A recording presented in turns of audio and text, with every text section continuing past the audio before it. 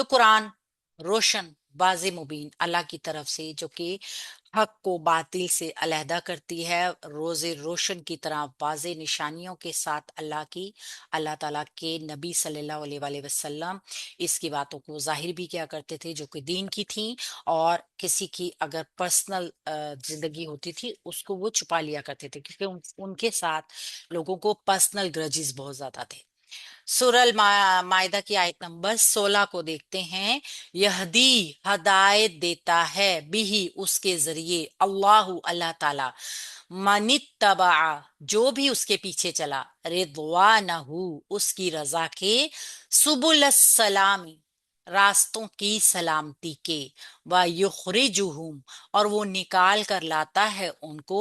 من الظلمات اندھیروں میں سے، الی النور روشنی کی طرف، بِإِذْنِهِ اپنے حکم کے ساتھ، وَيَهْدِيهِمْ اور وہ ہدایت دیتا ہے انہیں، الی طرف، صراط مستقیم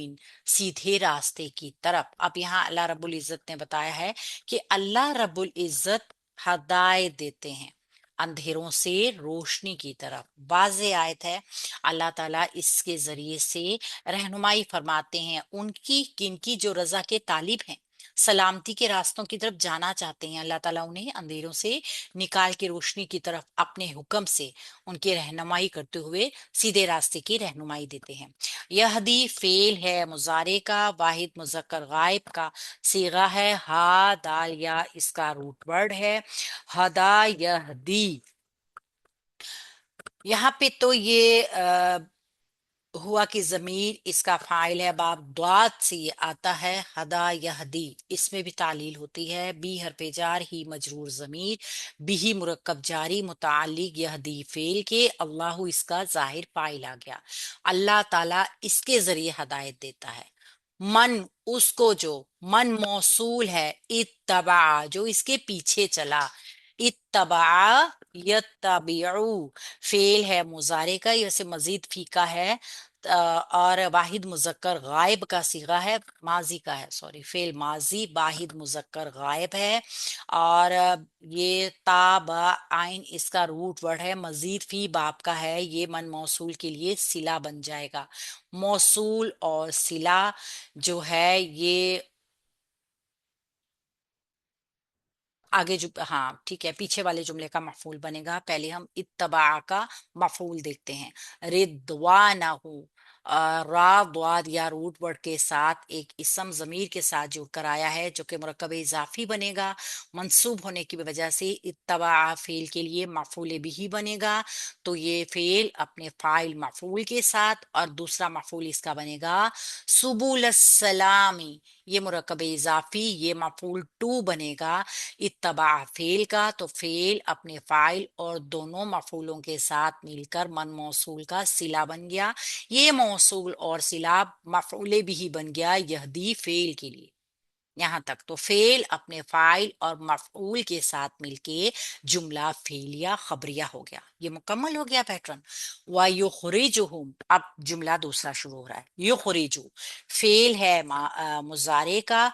مزید فی باب سے آیا ہے، واحد مذکر غائب کا صیغہ ہے، خا را جیم اس کا روٹ ورڈ ہے، ہوا کی ضمیر اس میں فاعل ہے،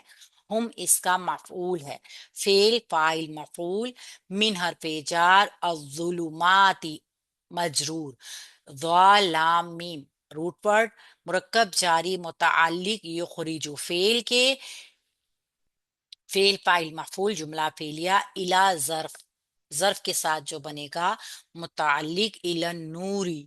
نور کی طرف، روشنی کی طرف، یہ بھی متعلق بھی بنے گا اور صفت بھی بن جائے گی، آپ اس مرکب جاری کو صفت بھی کہیں گے، اور یہ بھی صفت بنے گی بِإِذْنِ ہی مرکب اضافی اور پھر جاری ہو گئے، یعنی یہاں تین متعلقات آ گئے ہیں۔ اندھیروں سے پہلا متعلق جو آ رہا ہے وہ متعلق ہے، یہ دوسرا جو آ رہا ہے نا اس کو ہم صفت بنائیں گے دونوں کو، اللہ اپنے حکم کے ساتھ روشنی کی طرف لے کر جا رہا ہے نا، تو یہ صفت بن جائے گی اس کی۔ یہ اب فعل اپنے فاعل متعلق صفت کے ساتھ جملہ فعلیہ خبریہ مکمل۔ وَيَهْدِيهِمْ اور وہ ہدایت دیتا ہے انہیں. واو حرف عطف ہے. یہدی ہا دال یا روٹ ورڈ کے ساتھ فعل ماضی واحد مذکر غائب کا صیغہ, اور باب دعات سے ہم نے دیکھا کہ یہ آتا ہے ہدا یہدی,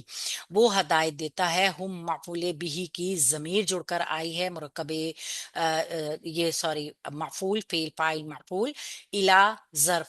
ظرف کے ساتھ آگے جو ہے وہ مرکب اضافی بنے گا جو متعلق بن جائے گا. تو الا ظرف ہے اور حرف جر بھی ہے. صراط مستقیم مرکب اضافی کا یہ پیٹرن ہے جو کہ مفعول جو کہ الا حرف جر سے مجرور ہوگا, مرکب جاری بن جائے گا. سواد را طا اور قاف واو میم اس کا روٹ ورڈ ہے. یہ مستقیم جو ہے نا, میم مرکب توصیفی نہیں ہے؟ ہاں مرکب توصیفی کا ہے. راستہ کیسا, جو بالکل سیدھا ہی. مرکب توصیفی جو ہے نا, یہ الا حرف جار سے مجرور ہو کے مرکب جاری بن جائے گا. یہ مرکب جاری الا جو کہ حرف جر بھی ہے نا اور ظرف بھی ہے, تو یہ یہدی فعل کے متعلق ہو جائے گا. اس طریقے سے فعل اپنے فاعل اور متعلق کے ساتھ مل کے جملہ فعلیہ خبریہ ہو جائیں گے. واو عطف کے ساتھ پیچھے والے حصے کا جملے کا حصہ بن جائیں گے. تو یہاں پہ اللہ نے بہت آسانی کے ساتھ یہاں پہ بتایا کہ قرآن کے ذریعے اللہ تعالیٰ نے جو ایک روشنی کتاب واضح دی, اس کے احکامات جو اللہ رب العزت کی طرف سے ہیں, تو اللہ ہی ہدایت دیتا ہے ان لوگوں کو جو اللہ کے راستے کے اوپر چلتے ہیں. کتنی واضح بات ہے نا کہ اللہ تعالیٰ نے شریعتوں کو واضح کر دیا اپنی کتابوں کے ذریعے. اپنے انبیاء کرام جو کہ سکھایا کرتے تھے, انبیاء کرام وہ ذریعہ تھے جو کہ عام